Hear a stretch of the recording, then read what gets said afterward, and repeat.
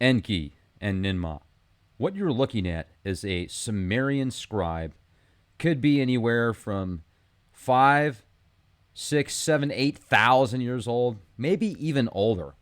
And this could be a translation from a previous scribe that could be even older than that. It's a fascinating article of antiquity, and I want to give credit to the scholars from Oxford University.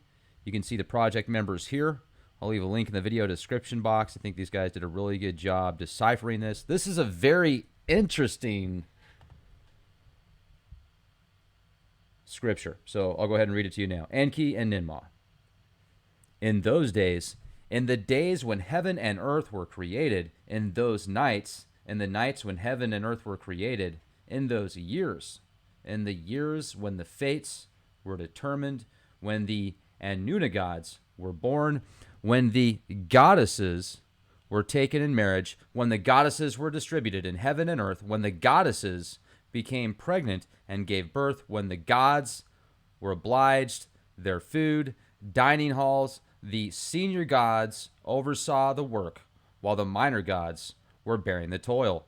The gods were digging the canals and piling up the silt and Herali. The gods crushing the clay began complaining about this life. At that time, the one of great wisdom, the creator of all the senior gods, Enki, lay on his bed, not waking up from his sleep, in the deep Engur, in the subterranean water, the place, the inside of which no other god knows. The god said, weeping, he is the cause of the lamenting. Nama,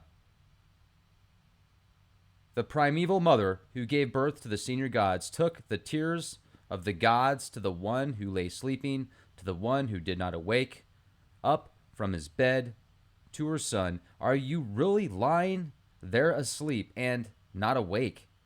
The gods, your creatures, are smashing there.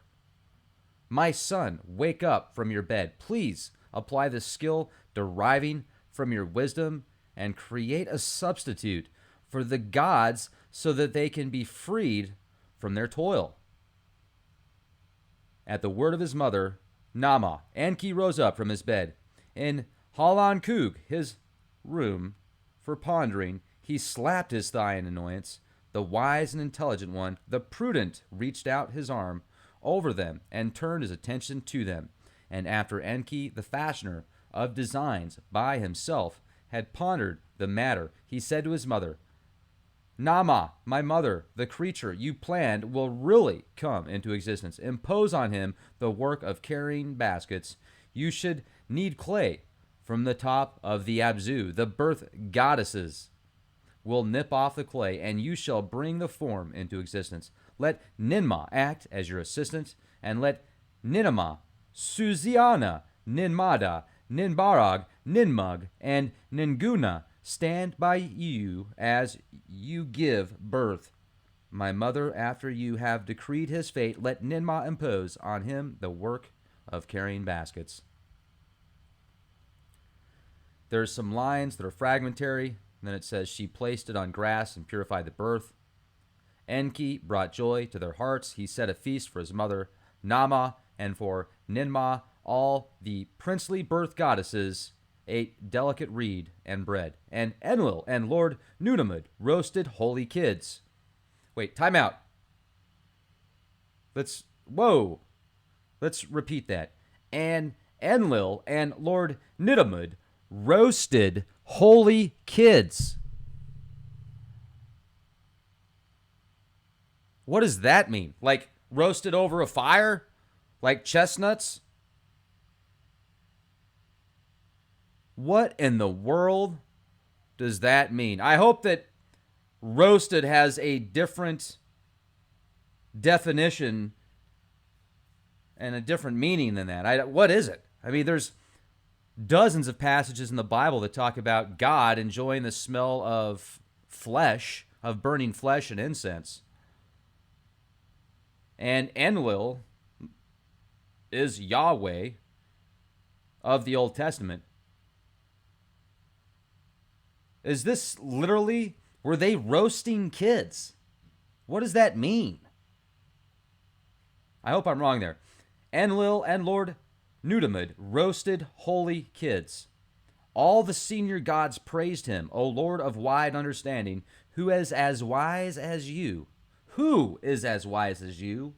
Enki, the great Lord, who can equal your actions. Who can equal your actions? Like a corporal father, you are the one who has the me of deciding destinies. In fact, you are the me. Enki and Ninmah drank beer. Their hearts became elated, and then Ninmah said to Enki, man's body can be neither good or bad, and whether I make a fate good or bad depends on my will. Enki answered Ninmah, I will counterbalance whatever fate, good or bad, you happen to decide. Ninmah took clay from the top of the Abzu in her hand, and she fashioned from it first a man who could not bend his outreached weak hands. Enki looked at the man who cannot bend his outstretched weak hands and decreed his fate. He appointed him as a servant of the king. Second, she fashioned one who turned back, the light a man with constantly opened eyes. Enki looked at the who turned back, the light the man who constantly opened eyes, and decreed his fate, allotting to it the musical arts, making him as the chief in the king's presence. Third, she fashioned one with both feet broken, one with paralyzed feet. Enki looked at the one with both feet broken, the one with paralyzed feet, and him for the work of, and the silversmith, and she fashioned one, a third one, born as an idiot. Enki looked at this one, the one born as an idiot, and decreed his fate. He appointed him as a servant of the king. Well, there you go. Things haven't changed much, have they? Fourth, she fashioned one who could not hold back his urine. Enki looked at the one who could not hold back his urine and bathed him in enchanted water and drove out the Namtar demon from his body. Fifth, she fashioned a woman who could not give birth. Enki looked at the woman who could not give birth and decreed her fate. He made her belong to the queen's household, as a weaver fashioned her to belong to the queen's household. Sixth, she fashioned one with neither penis nor vagina on its body. Enki looked at the one with neither penis nor vagina on its body and gave it the name Nibru Inuk and decreed as its fate to stand before the king. Well, that's interesting. Named it Nibru Inuk. Nibru Inuk. Or Nibru Eunuk. Eunuch. Nibru Eunuch got no privates? Bizarre. That's weird. And decreed as its fate to stand before the king. Ninmah threw the pinched off clay from her hand on the ground, and a great silence fell. Enki threw all the clay to the ground and was greatly, it's missing some words there. The great Lord Enki said to Ninmah, I have decreed the fates of your creatures and given them their daily bread. Come now, I will fashion somebody for you, and you must decree the fate of the newborn one. Enki devised a shape with head and mouth in its middle and said to Ninmah, pour ejaculated semen into a woman's womb, and the woman will give birth to the semen of her womb. Ninmah stood by for the newborn, and the woman brought forth in the midst. In return, this was a mule. Its head was afflicted, its place of was afflicted, its eyes were afflicted, its neck was afflicted, it could hardly breathe, its ribs were shaky, its lungs were afflicted, its heart was afflicted, its bowels were afflicted. With its hand and its lolling head, it could not put bread into its mouth. Its spine and head were dislocated. The weak hips and the shaky feet could not carry it on the field. Enki fashioned it in this way. Enki said, no, time out, let's go back.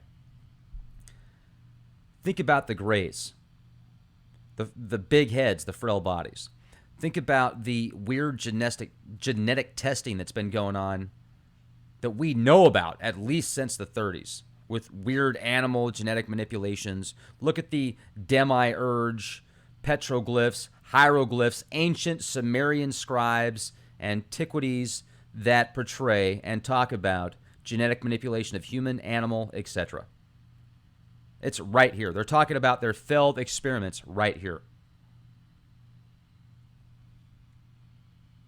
And it also talks about their, they're deciding what their fate is, what their creation's fate is, and each one. That's scary if you think about it, if that's true.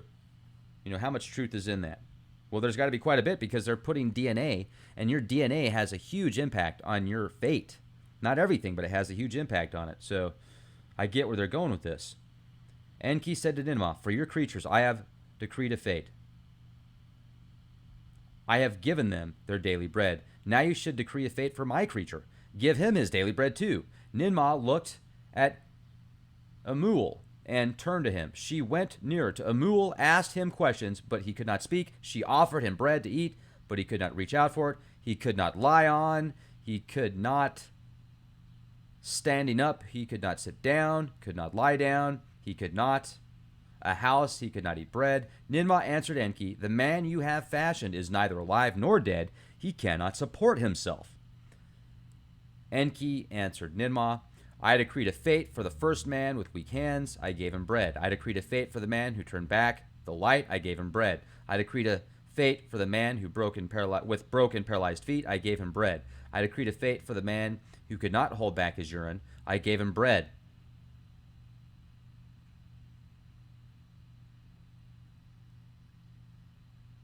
I was about to say something. I'll leave it out. "I decreed a fate for the woman who could not give birth. I gave her bread. I decreed the fate for the one with neither penis nor vagina on its body. I gave it bread, my sister." Ninmah answered Enki. Ninmah answer continues. "You entered? Look, you do not dwell in heaven. You do not dwell on earth. You do not come out to look at the land where you do not dwell, but where my house is built.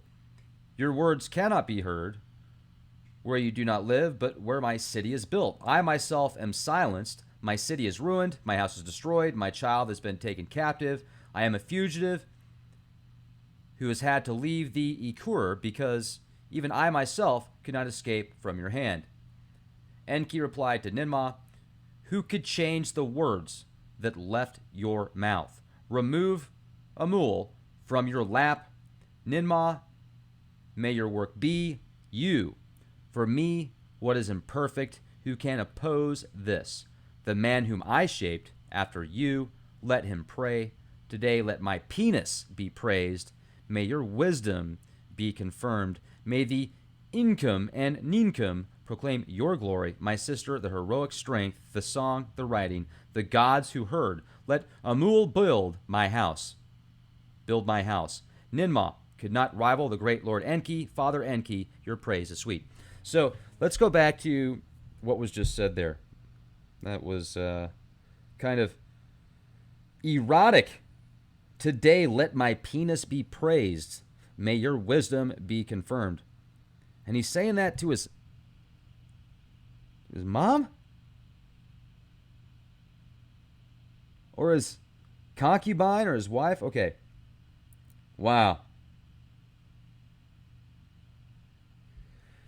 Anyway, so when you see these giant phalluses, like the Washington, D.C. monument and much of the Hollywood symbolism of the giant phallus being showed off as a representation of strength, and they've even got it in all sorts of stuff that it shouldn't be in. I mean, you see them in cartoons, you see them in a lot of. I saw it in they had these gummy shaped. They look like the shape of a penis, Miley Cyrus gummies, and that's my opinion. If you look at it, you tell me what you think it looks like. It doesn't look like a pyramid. Hello. then I read this text that is older than what you read in the Holy Bible. It's older than scriptures from the Nag Hammadi. This is an old scribe. This could be easily 6,000 years old or older, and it's based probably off of scribes previous to this. So how far does this go back? And what's your take on this? What are they doing now as far as genetic manipulation? Some people think that they haven't been able to clone humans and create this transhuman movement. I disagree. I think they're doing it on a daily basis. I think they have for years. I think vaccines and GMO foods and the media and the education system is enough to prove that they've already done it. To what extent, how far are they going to be able to go? Well, we'll find out. Time's going to tell on that. And you are the one that's going to... Ladies and gentlemen, those that are listening to this podcast, each and every one of you has the opportunity to decide what you want the future to be for yourself, for your family, for your friends, for your future generations. It's your decision. It's not theirs. Quit giving them the power. The more you mentally give up and unplug, it starts from the thought, ladies and gentlemen. Remember that. This physical form is a very dense vibration of thought at a much higher level. So question everything. Be the change you want to see. LeakProject.com. Enki and Ninmah.